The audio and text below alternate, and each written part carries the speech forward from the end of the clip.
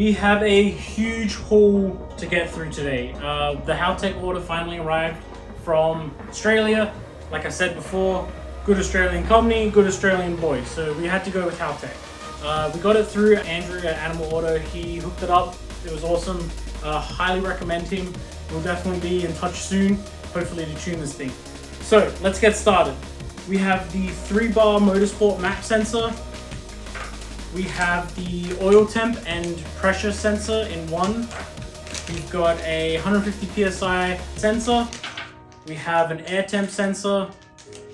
We have a red single channel Hall effect sensor. And then we also have the Bosch 74mm electronic body, which we'll get into, plug and pin set. We actually don't need this because Rywire already put the plug and pin setup on there, so we can put this aside. We've also got the LSU 4.9 wideband hardware pack. This is going to come in very handy for tuning.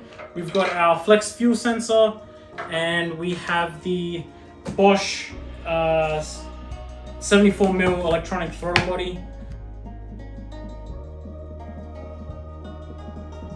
What do we get with the keypad? Very tidy unit.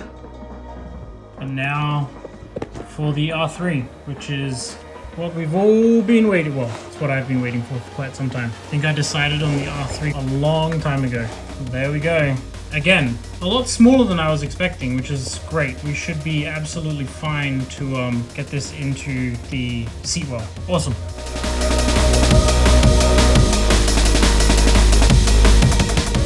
Let's talk about the Nexus R3. So this little unit right here, it is amazing actually. For something so small and compact, it does a lot. It's not just an ECU, it is a vehicle control unit. And that basically means that we can actually run parts of the chassis harness wiring off of this. So things like the reverse light input and the water pump outputs and stuff like that. So we have a lot of control from this. We will ultimately get a PD16 when the time comes to control more of the chassis. But right now, this is enough for us to at least get the engine cranking. So we have the Rywire harness that we're going to link up. We have the keypad. So now that we have the keypad in our hand, we can use the template that came in the box, and we can actually start mocking that up and getting something to send send to basically cut it out, and we'll end up bolting it in. So another big part of the puzzle is this electronic throttle body from Bosch. It is a 74mm one. We've already got it wired into the harness, the engine harness. So Rywire did that for us, so we can actually plug this in as well as the drive-by-wire pedal straight away into the harness that we already have. A few other things that we have to swap out that we'll do now is we're actually going to swap out to the fluid pressure and temperature sensor for the oil. That's already wired in as well. We've got the fuel pressure sensor, so we don't actually have the fuel rail or the fuel pressure regulator just yet. Well, we have the fuel rail, we don't have the fuel pressure regulator just yet. So once we have that and the intake manifold, we can actually put that on. We have the air intake sensor. Again, we don't have an intake yet, so once that comes, we can do that. Same with the 3-bar motorsport map sensor. Again, we don't have that, so once we have the intake manifold, we can actually start figuring out how this is going to mount, etc. The Hall effect sensor is actually very important. The gearbox that's in the Porsche right now is a 915 mechanical speedo gearbox. We don't have a way to tell how fast the car is going. So that's kind of important. I've already got a speeding ticket in LA. I don't need another one. It's actually ruined my chances of getting citizenship right now, but hey, whatever, that's a different story. So we're gonna hook up the Hall effect sensor. I've got a ring coming for the driver's side drive shaft. We also have the flex fuel sensor. This is going to come in very handy when we start playing around with ethanol and boost. So right now we don't have any real plans of getting the turbo setup done. However, we have a lot of the supporting mods for when the turbo does come. I actually purchased some 1050 IDX Injector Dynamic X Series injectors so that we can basically get the base map done with those larger injectors instead of having to do it again when we upgrade from the RDXs, etc. So we have the fueling at least sorted. We have to plumb that all in on the return side. And then we have the wideband sensor. So right now we don't have an exhaust manifold, so we can't actually do the wideband sensor. However, we might just get a stock K24A2 exhaust manifold and basically plug this into the factory O2 sensor spot. That's really what we got from Haltech. I'm really excited about the Nexus R3. I think the vehicle control unit, like that change in electronics and motorsport electronics is really freaking awesome. Same with the PD16. Being able to have a fuseless system just opens up the door to so many different options. For example, with the electronic throttle body and drive-by-wire, we can actually program cruise control into a Porsche that never came with cruise control. It's really like those things really excite me with how far we've come motorsport-wise and what's actually affordable to someone like myself. You know, putting this kind of stuff into a old chassis really modernizes the chassis. I'm not trying to do a resto mod. I'm really just trying to build something for the sake of building it. I think that that's really important for me to remember. That building it is actually more fun than actually driving it. I'm gonna have a blast driving it, don't get me wrong. I'm gonna be cheesing all over the place. But that's beside the point. We're actually gonna place these things into the car. We're going to connect the oil temp sensor. We'll get that wired in so it's plugged in and I know that it's there.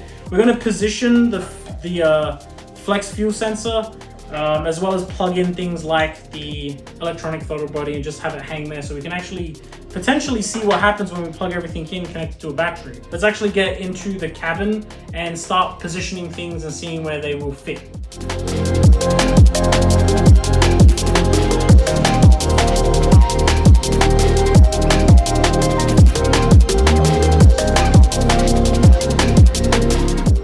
Now that we've got the R3 in here, it is bigger than I thought. It's not, it isn't. It's actually smaller than I thought, but the space that we have in the seat well is smaller than I thought. So I'm gonna grab the other parts of the wiring that I want to kind of lay out.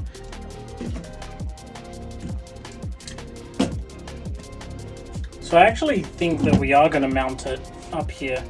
We're gonna need to kind of create a bracket, probably end up welding something in or maybe making something out of aluminum and just sitting it in there.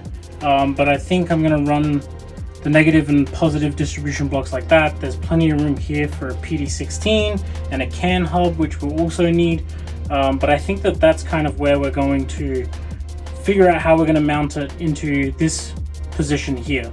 Yeah, I think that works. So let's figure out that bit and kind of go from there. Nice. Remembering that we're going to have two bulkhead fittings here, one for the positive, one for the negative. I think that that's still going to work where we need it to work. This is actually a stud that goes through, is a negative stud that is used for the gearbox negative, the gearbox ground. I think maybe if I put a pass-through, a junction here, at this level, we might actually be clear of the torsion bar and just make this all nice and flat. I don't know yet.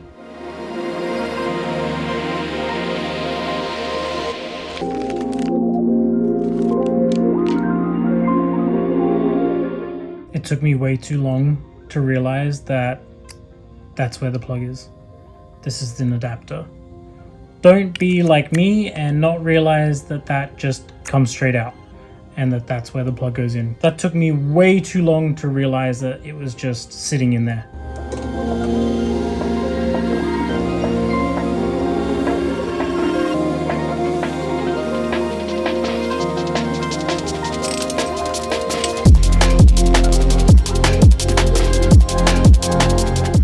I was talking to Rywire. We have a solution for this. Basically just get another, just extend it to the head. Don't splice into it, I was told.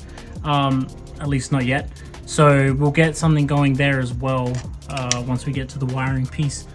We also have this ground back here, which is still fine to go to the head. We can start working on the reverse lights.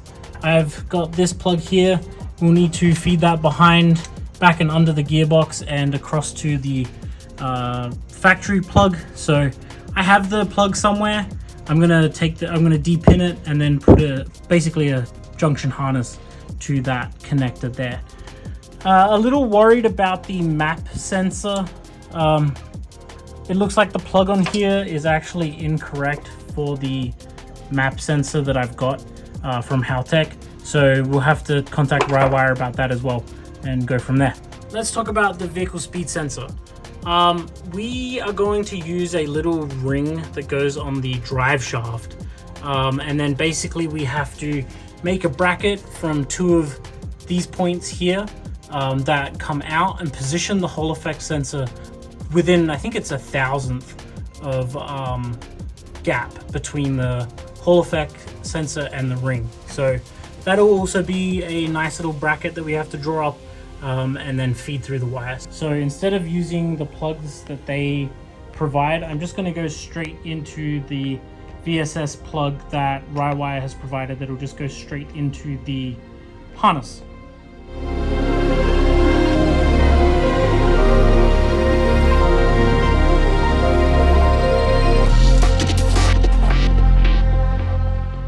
And yeah, just for peace of mind, that is going to fit right here beautifully. I'm actually going to put it probably closer to the gear shift, stick shift, gear knob, fucking whatever.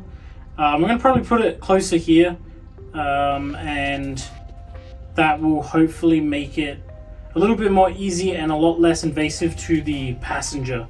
I think that that's kind of my goal now, is to make sure that a passenger can sit in here. So yeah, Send Cut Send is going to get a few orders from me, I think. That's it for this episode. It's a little different. I hope people enjoy it. We actually hit over 100 subscribers. That's awesome. Thank you for subscribing. It's weird, but it's cool. It's a new journey. Definitely like and comment. I would love to engage with more of you. It kind of helps me disassociate from the immense amount of work that I need to do on this car still.